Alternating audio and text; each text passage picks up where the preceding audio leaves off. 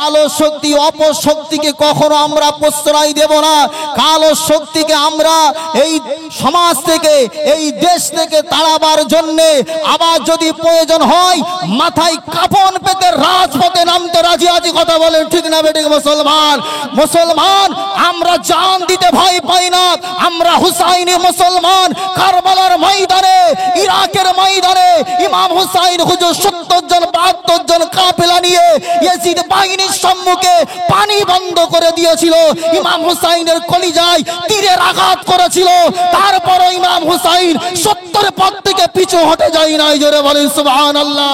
ইমাম হুসাইন হুজুর আমাদেরকে শিক্ষা দিয়েছে সংখ্যায় কম হলেও নিজের জান থাকতেও নিজের মাল দিয়ে জান দিয়ে তোমরা সত্যের পক্ষে থাকবে। দুনিয়ার জমিনে যদি তোমরা এর বিজয় না পাও ইনশাআল্লাহ কিয়ামতের দিবসে জান্নাত দিয়ে আল্লাহ তোমাদের বিজয় দেবে। ওই ভারতের মুসলিম গর্জে ওঠো, শহীদি তামান্না বুকে নিয়ে, জালিমের জুলুম রুখতে হলে এখন থেকেই থাকো তৈরি হয়ে। কই ভারতের মুসলিম গর্জে ওঠো, শহীদি তামান্না বুকে নিয়ে, জালিমের জুলুম রুখতে হলে এখন থেকেই থাকো তৈরি হয়ে। আসলে শয়তান দেব না তাকে পরিত্রাণ। আসলে শয়তান দেব না তাকে পরিত্রাণ। কি নিয়ম আজ করলো সরকার, ভারতে নেমে এলো হাহাকার। রাখবে না কবরস্থান, ভেঙে দেবে ঈদগাহ ময়দান।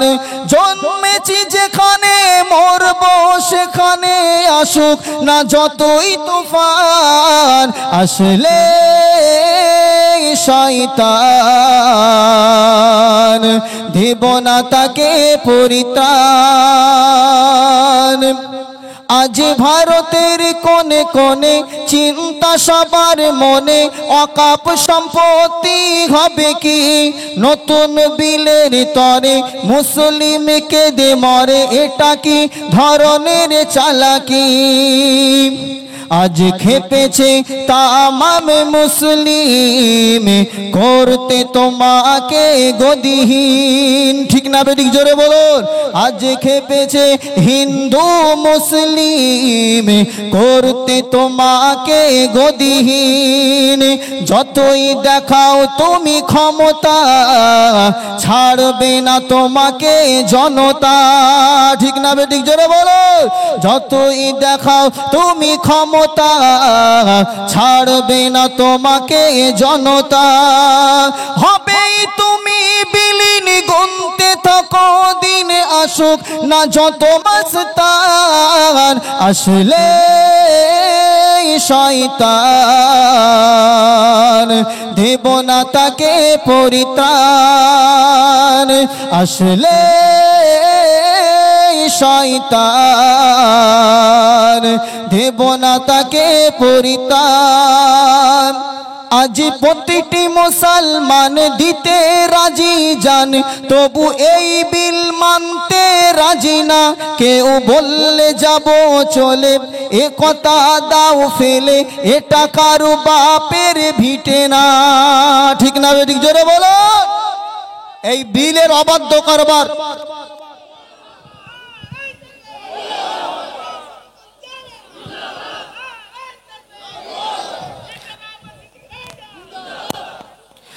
আজ প্রতিটি মুসলমান দিতে রাজি যান, তবু এই বিল মানতে রাজি না।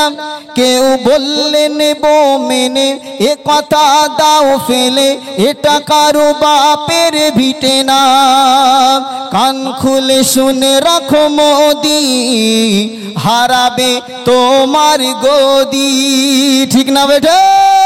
কান খুলে শুনে নাও মোদি হারাবে তোমার গদি এই বিল করে নাও প্রত্যাহার বলছে জনগণ বারবার ঠিক না বেটি জোরে বলো কান খুলে শুনে নাও মোদি হারাবে তোমার গদি এই বিল করে নাও প্রত্যাহার বলছে জনগণ বারবার এই দেশে সবার সমান অধিকার এটা যে হিন্দুস্তান আসলে শয়তান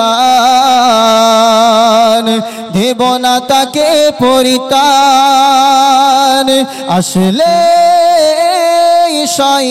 শয়তান দেব না তাকে পরিত্রাণ শয়তান মানে কে বুঝতে পেরেছেন তো ওমা তুনফিকু মিন শাইইন ফাইন্নাল্লাহা বিহি আলিম قال الله تعالى في آية أخرى الذين ينفقون أموالهم بالليل والنهار سرا وعلانية إلى آخر الآية আল্লাহ দরবারে লাখো কোটি শুকরিয়া জ্ঞাপন করছি যে আল্লাহ পাক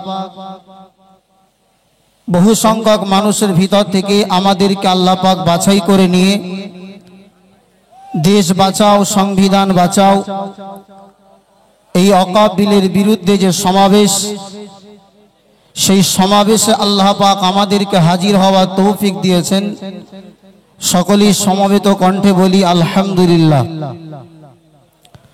পরপরে অসংখ্য দরুদ ও সালাম বর্ষিত হোক আমাদের সকলের প্রিয় নবী উম্মতের কান্ডারি মুহাম্মদুর রাসূলুল্লাহ সাল্লাল্লাহু আলাইহি ওয়াসাল্লামের উপর সকলে পড়ি সাল্লাল্লাহু আলাইহি ওয়াসাল্লাম সর্বপ্রথম আজকের এই জলসার এই সমাবেশে যিনি প্রধান বক্তা আমাদের সকলের প্রিয় ফুরফুরা শরীফ আহলে সুন্নাত আল জামাত সংগঠনের কর্ণধার জনাব পীরজাদা আলহাজ মাওলানা আব্বাস সিদ্দিক আল কুরাইশি ভাইজান এছাড়া মঞ্চে উপবিষ্ট প্রত্যেক সম্মানিত ব্যক্তিকে অন্তরের অন্তরস্থল থেকে মুবারকবাদ জানাই সম্মুখে উপবিষ্ট দূর দূরান্ত থেকে আগত সমস্ত সামিঈনে কেরামকে অন্তরের অন্তরস্থল থেকে মুবারকবাদ জানিয়ে সংক্ষিপ্ত দুই একটি কথা আপনাদের সম্মুখে আলোকপাত করতে চাই ভাই আমার আমরা প্রত্যেকেই আজকে এখানে অবগত আছি যে কি উদ্দেশ্য করে আমরা এই সমাবেশে উপস্থিত হয়েছি মনে রাখতে হবে আজকে আমাদের লড়াই আমাদের ঐতিহ্যের লড়াই আজকে আমরা এখানে কোনো পার্টিকে খুশি করবার জন্য নয় কোনো রাজনৈতিক বক্তব্য দেওয়ার জন্য নয় আজকে আমরা প্রত্যেকেই এখানে যারা উপস্থিত হয়েছি আমাদের একটা উদ্দেশ্য হলো যে ভারতের সংবিধান বিরোধী যে কাজ প্রধানমন্ত্রী করেছে অর্থাৎ মুসলিমদের ওয়াকফ সম্পত্তি যেটার আইন সে যেটার বিল পাস করেছে সেই বিলের বিরোধিতা করবার জন্য আমরা এখানে হিন্দু মুসলিম প্রত্যেক যারা আমরা ভারত দেশকে ভালোবাসি সেই সংবিধানকে রক্ষা করবার জন্য আমরা এখানে একত্রিত হয়েছি ভাই আমার অনেকে হয়তো মনে করবেন যে ফুরফুরা শরীফ আহলে সুন্নাত আল জামাত পীরজাদা আব্বাস সিদ্দিকী ভাইজান দ্বারা পরিচালিত এই সংগঠন তাই এই সংগঠনের ব্যানারে যদি আজকে আমরা গিয়ে দাঁড়াই তাহলে হয়তো আমাদের গায়ে তকমা লেগে যাবে যে ভাইজানের পার্টি করে আল্লাহর কসম আল্লাহকে সাক্ষী করে রেখে বলছি ওয়াকফ বিলের বিরোধিতা শুধু আব্বাস সিদ্দিকী ভাইজান কেন ওয়াকফ বিলের বিরোধিতা যদি আজকে পশ্চিমবঙ্গের যারা এই রাজ্যের দায়িত্বে রয়েছে, তারা যদি ওয়াকফ বিলের বিরোধিতা করে এই রকম কোন সমাবেশ আয়োজন করে, সেই ওয়াকফ বিলের বিরোধিতা করবার জন্য আমরা সেই জায়গায় উপস্থিত হব। সেখানে দেখব না কোন দল ডেকেছে। আজকে আমাদের মেন যেটা লড়াই হলো, প্রধান আমাদের উদ্দেশ্য হলো আমাদের কাছ থেকে ওয়াকফ সম্পত্তি ছিনিয়ে নেওয়ার জন্য নতুন যে আইন পাশ করেছে সেই আইনের বিরোধিতা করা। এই আইনের বিরোধিতা করবার জন্য আমাদের শরীরের রক্ত যদি দিতে হয়, আমরা তারপরেও আমাদের বাপ দাদার রেখে যাওয়ার সেই সই সম্পত্তিকে রক্ষা করবার জন্য আল্লাহর কসম বুকে তাজা রক্তকে ঢেলে দেওয়ার জন্য প্রস্তুত আছি। ঠিক না বেঠিক? জোরে বলুন ভাই আমার। আজকে মনে করলে হবে না, আমি স্পষ্ট ভাষায় বলছি, যারা ভয়ে পিছনে চলে যায় তারা কখনো ইমানদার হতে পারে না। ইমানওয়ালা একমাত্র যাকে ভয় পায় তার নাম কি? জোরে বলুন, আরো জোরে বলতে হবে, কার নাম কি? আল্লাহ।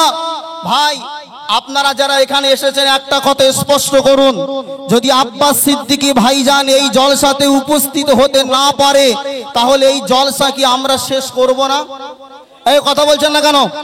ভাইজান কতদিন দুনিয়াতে থাকবেন না থাকবেন সেটা কার হাতে? জোরে বলেন। আব্বাস সিদ্দিকী ভাইজান এই জলসা পর্যন্ত এসে উপস্থিত হতে পারবেন এর গ্যারান্টি আমরা দিতে পারবো নাকি?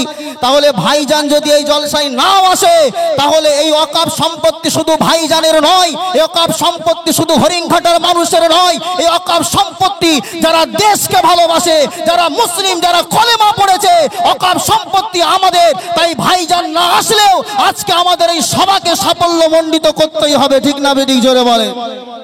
তাই আপনারা যারা এসেছেন ওয়াকফ বিলের বিরোধিতা কারা কারা করছেন বা ওয়াকফ বিলের বিরোধিতা করবার জন্য কারা এসেছেন স্পষ্ট করে একবার আল্লাহকে হাত তুলে সাক্ষী করে একটা তাকবীরের ধ্বনি দেন। নারায়ে তাকবীর।